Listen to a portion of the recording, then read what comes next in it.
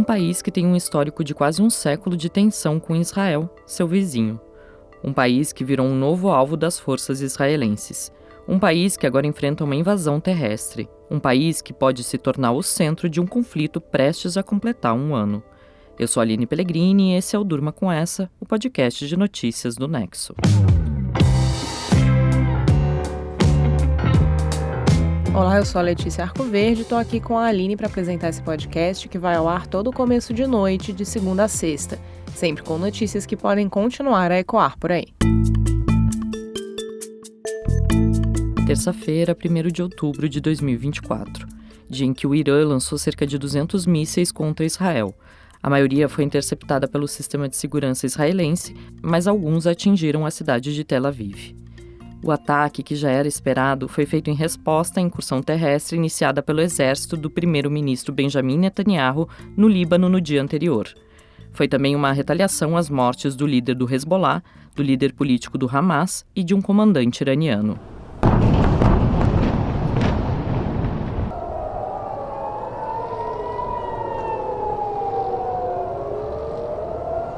A gente ouviu o momento em que alguns dos mísseis do Irã atingiram Israel. O disparo ocorre às vésperas da guerra de Israel contra o grupo extremista Hamas na faixa de Gaza completar um ano, e após uma semana de bombardeios israelenses contra alvos do Hezbollah e áreas residenciais em diversas cidades libanesas. Segundo Israel, o objetivo da incursão terrestre, algo que os israelenses não faziam desde a Segunda Guerra do Líbano em 2006, é neutralizar o Hezbollah. O alvo atual de Israel nasceu, foi treinado e é apoiado por forças iranianas. Por isso, o Irã retaliou. O porta-voz militar israelense Daniel Hagari disse num discurso transmitido pela TV que o exército está totalmente preparado para defender e retaliar o ataque iraniano. Uma autoridade dos Estados Unidos, o maior aliado de Israel, disse ao jornal The New York Times que os americanos ajudariam a defender Israel e alertou que o ataque direto contra o país de Netanyahu terá consequências severas para o Irã. O Irã é o líder da aliança informal autodenominada Eixo da Resistência. Ela existe desde os anos 80 e é formada pela Síria e pelos grupos Hezbollah, Hamas, Houthi e Jihad Islâmica, além de milícias do Iraque e do Afeganistão. Os grupos que fazem parte da aliança surgiram de críticas às realidades políticas dos seus países ou durante conflitos contra israelenses ou americanos. Todos tiveram ajuda do Irã. O Irã fornece recursos energéticos, dinheiro, armamentos e treinamento militar aos aliados, enquanto usa a aliança para projetar influência e poder na região por meio de propaganda e de ações militares. A ideia iraniana é exportar sua revolução para outros países e enfrentar nações ocidentais e Israel, o seu maior rival regional, sem necessariamente entrar em guerra. Uma das estratégias do país persa, por exemplo, é usar a aliança para manter o conflito palestino-israelense aceso. Segundo o jornal americano The Wall Street Journal, o atentado do Hamas em 7 de outubro de 2023, que desencadeou o atual conflito em Gaza, contou com a participação do Irã e do Hezbollah no planejamento, mas não na execução. O governo iraniano e a organização libanesa negam o envolvimento, mas ambos comemoraram o ataque. O Hezbollah passou a lançar foguetes contra o norte de Israel em solidariedade ao Hamas. Israelenses responderam com ataques aéreos. Desde outubro de 2023 até agosto de 2024, cerca de 100 mil libaneses tiveram de deixar suas casas no sul do país e cerca de 60 mil israelenses fizeram o mesmo no norte de Israel. Esses números devem aumentar nos próximos dias. O cenário desses curtos confrontos na fronteira entre Israel e Líbano mudou em setembro, quando houve as explosões de pagers e walkie-talkies, aparelhos de comunicação analógicos, usados por membros do grupo libanês. Essas explosões foram atribuídas ao Mossad, o serviço secreto israelense. Israel não assumiu, tampouco negou a responsabilidade pela detonação dos dispositivos. A ofensiva na faixa de Gaza já deixou mais de 41 mil mortos e devastou o território palestino, como mostraram imagens de satélite divulgadas pela ONU na segunda-feira. Em 18 de setembro, o ministro da Defesa de Israel, Yoav Gallant, disse nas redes sociais que a guerra estava entrando numa nova fase e os israelenses estariam focando em atacar o Líbano. Segundo ele, o centro de gravidade está mudando para o norte por meio de desvio de forças e recursos. A ofensiva na faixa de Gaza, no entanto, continua.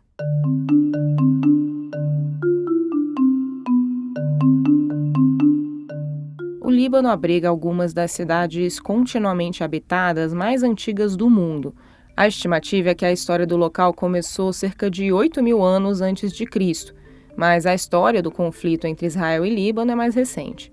O Líbano foi parte do Império Otomano até 1920, quando passou a ser colônia da França. A independência do país europeu foi declarada em 1943, ano em que foi adotado um pacto nacional, segundo o qual o poder político do país seria dividido entre as diferentes correntes políticas e religiosas, num amplo acordo de convivência. A independência foi seguida pela alternância entre períodos de paz e muitos períodos de guerra. Em 1948, grupos armados libaneses participaram, ao lado de países vizinhos, da guerra contra o recém-criado Estado de Israel, com quem faz fronteira ao sul. Essa guerra árabe-israelense fez com que o Líbano se tornasse o lar de mais de 110 mil refugiados palestinos. A década de 60 trouxe um período de relativa calma ao país, com uma prosperidade impulsionada pelo setor bancário.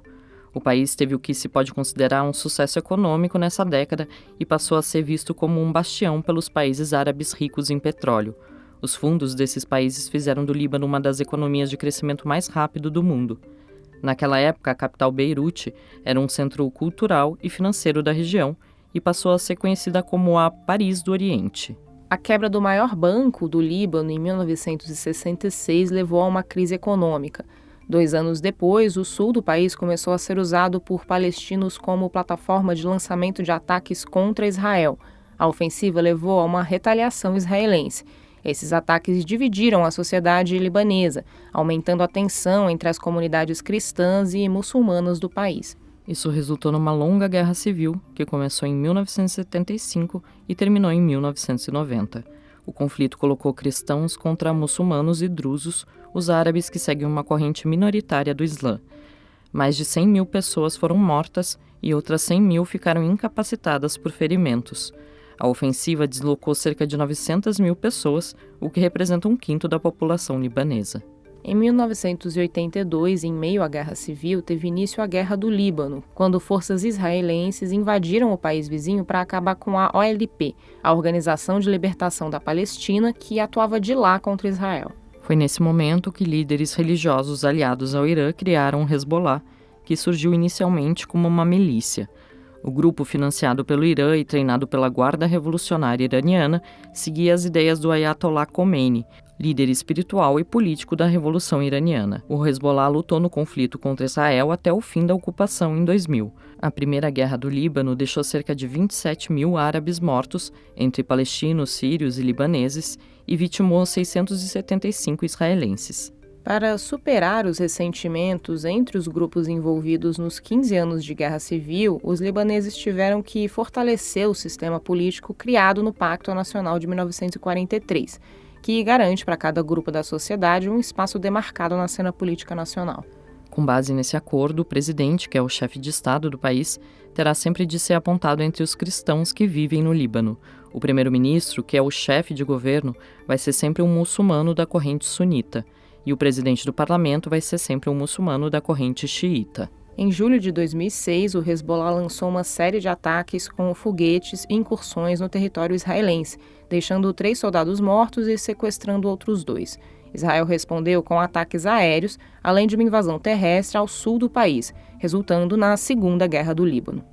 O conflito foi encerrado no mês seguinte por uma resolução aprovada por unanimidade pelo Conselho de Segurança da ONU, que ordenou um cessar-fogo e a retirada das forças israelenses do Líbano. Recentemente, o país mergulhou em diversas crises, entre elas uma crise financeira, com a qual lida desde 2019. A situação piorou em 2020, após uma explosão no porto de Beirute e a pandemia de Covid-19.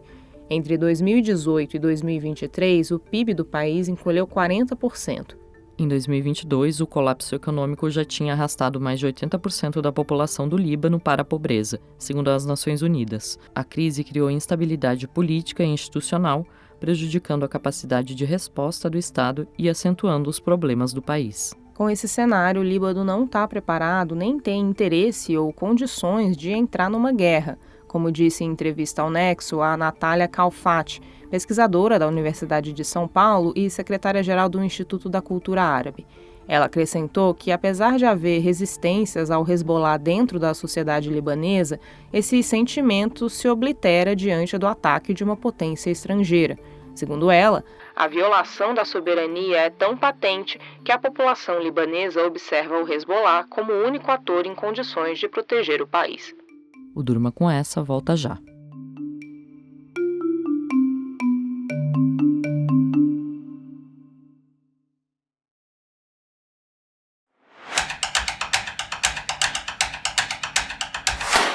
O governo federal lista nesta terça-feira as empresas de apostas online que pediram autorização para operar no país. As bets que não estão no documento vão passar a ser consideradas ilegais.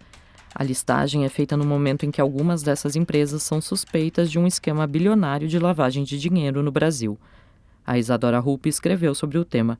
Isadora, o que a operação da Polícia Civil que apura esse caso revelou? A operação da Polícia Civil de Pernambuco, que foi deflagrada no dia 4 de setembro, revelou que pelo menos 50 pessoas de grupos ligados às bets são suspeitas de usar empresas de eventos, publicidade, casas de câmbio de seguros para lavagem de dinheiro, prática que consiste em pegar um dinheiro de origem ilícita, proveniente de um crime, e colocar em empreendimento lícito para retornar esse dinheiro ao mercado. A apuração foi aberta depois que a polícia apreendeu, em 2022, um saco de dinheiro do jogo do bicho em uma banca no Recife. Essa banca pertence a Darwin Henrique da Silva, que, segundo a polícia, é um bicheiro conhecido na capital pernambucana e dono da empresa de apostas online Esportes da Sorte. A sede da Esportes da Sorte e também de outra empresa, a Vai de Bet, foram alvo de busca e apreensão. A operação ganhou bastante repercussão porque uma das detidas foi a advogada e influenciadora digital Deolane Bezerra, que passou 14 dias presa na colônia penal feminina de Buíque, em Pernambuco, e também pela decretação da prisão do cantor sertanejo Gustavo Lima, que depois foi revogada. Ambos são suspeitos de envolvimento com a atividade ilegal que eles negam.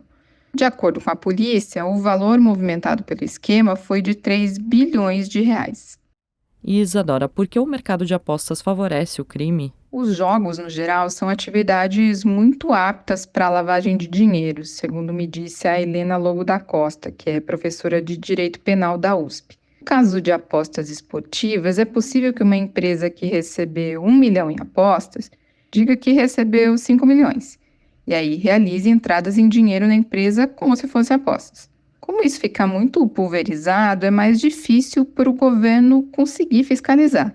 Outro facilitador das apostas online para lavagem de dinheiro é a possibilidade de criar perfis falsos para entrar nessas plataformas. Isso também torna mais complexo identificar quem de fato é o proprietário dos recursos. Com a regulamentação das bets pelo governo, as empresas vão ter que identificar os jogadores por documentos e sistema de reconhecimento facial, entre outras regras instituídas justamente para combater a lavagem de capitais. Amanhã, o presidente Lula planeja anunciar um pacote de medidas para conter o endividamento e o vício em bets. O texto da Isadora você lê em nexojornal.com.br.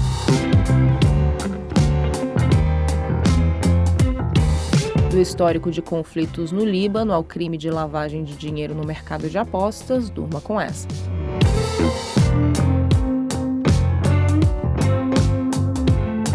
Com roteiro, apresentação e produção de Aline Pellegrini, apresentação e edição de texto de Letícia Arcoverde, participação de Isadora Rupp, edição de áudio de Bruno Bimbati e produção de arte de Lucas Neopman, termina aqui mais um Durma com Essa. Amanhã tem mais. Até!